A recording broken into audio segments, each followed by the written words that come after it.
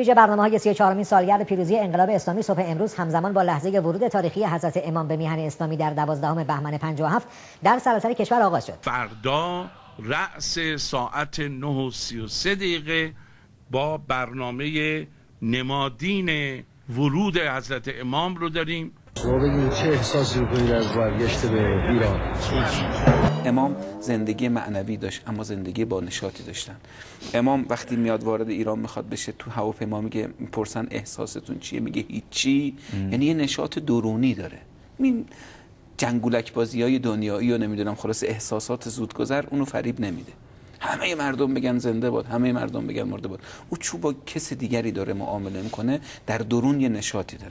پس اونجا مصاحبه هایی صورت میگیره. ما یه تصویر داریم فقط که نزدیک تهرانن.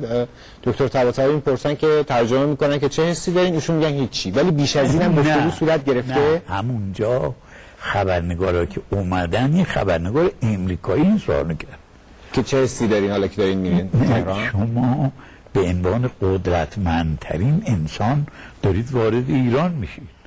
از این ورود قدرتمندانتون چه احساسی دارید؟ این سوال اینه. این سوال. خب امام فرمودن هیچ. 2 مرتبه خبرنگار تصور کرد که حرفش رو برای امام درست ترجمه نکرد.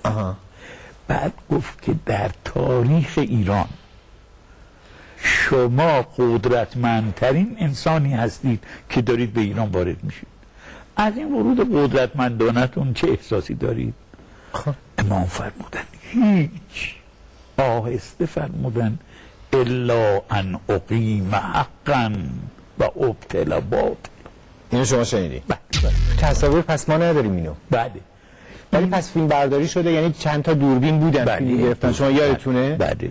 باید ببینیم اون تصاویر پس کجا؟ بله. این تصاویر حکایت از این داشت که این خبرنگار خارجی بودن آقای اسدالله. این امریکایی بود. این که سوال کرد اون دوربینا و اینا چی؟ اونام دوربینا هم همینطور تصورتون اینه که خارجی ها بودن؟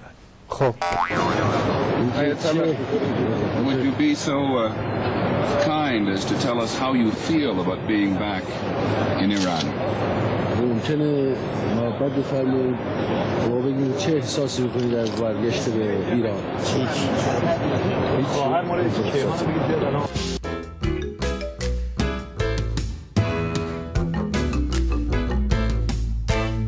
سگی را خون دل دادم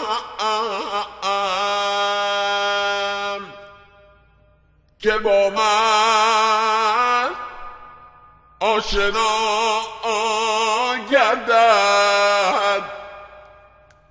ندانستم که